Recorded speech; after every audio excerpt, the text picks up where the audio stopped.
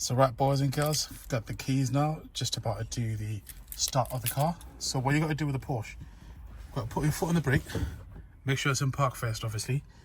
Then it's got this little thing here which you've got to turn. So turn it once, then that turns on the ignition. Then again, foot on the brake.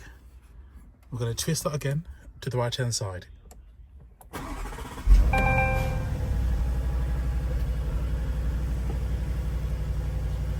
Okay,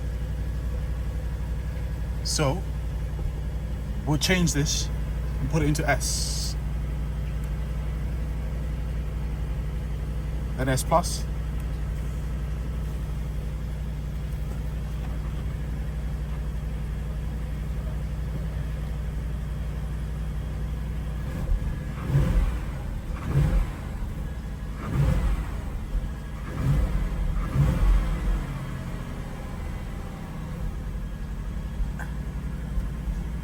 And there we are. There we are. It sounds a little bit subdued, I've got to say. I think if you buy this car, you are definitely going to want to put an exhaust on it, just so it sounds louder.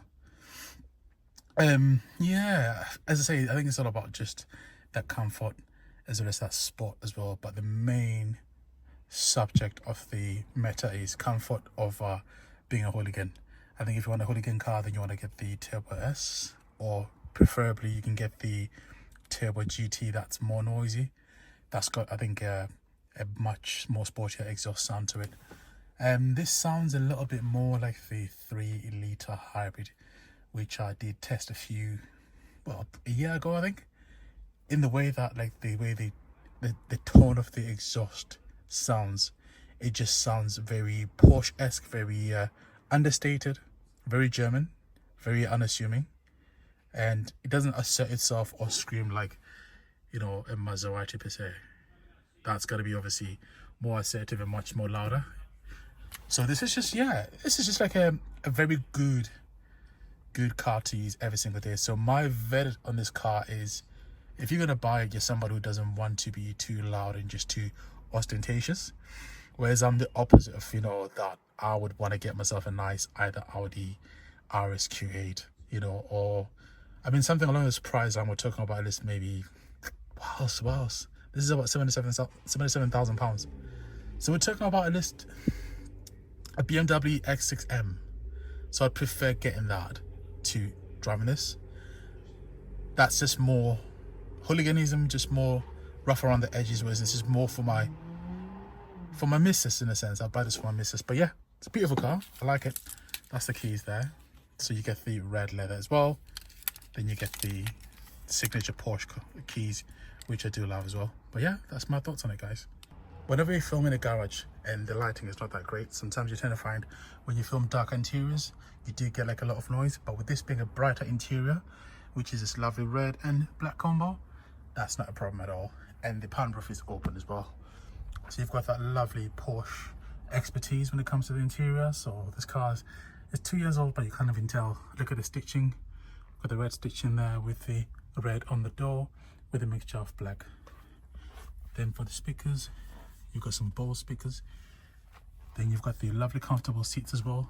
The mixture of bucket / comfortable seats. It's a nice little combo with the turbo embossed on the headrest there. Then this is the front of the car. So you've got your lovely Porsche steering wheel, which has got the little switch there, so you can change the modes of the car, which change how the car responds with the gearbox, the engine, and the sound as well. Now another point to draw you guys to is the middle of the screen. So with the new one, everything is just digital, but with this one you've still got the analog rev counter, which comes in that red, which I do prefer, as it's got the old Porsche language. With this being a sports quad, it means you get the little clock in the middle there as well. It's a nice little touch. Now with this center tunnel there, you've got the massive armrest with some storage there, cup holders. Then you've also got your gear lever as well. Then your haptic feedback buttons there, and some real buttons, and the lovely screen as well. So it's a blend of old school as well as new school, which is nice. The materials as well, with the B pillars there, you've got the lovely Alcantara, which is also on the headliner. And This one doesn't have the heads-up display, I think, which is a necessary thing to have. But you know what? You've still got a Porsche, so who cares about that? So we're going to move to the back and look at the space, and then just kind of go to the front, and then we'll do the start up as well.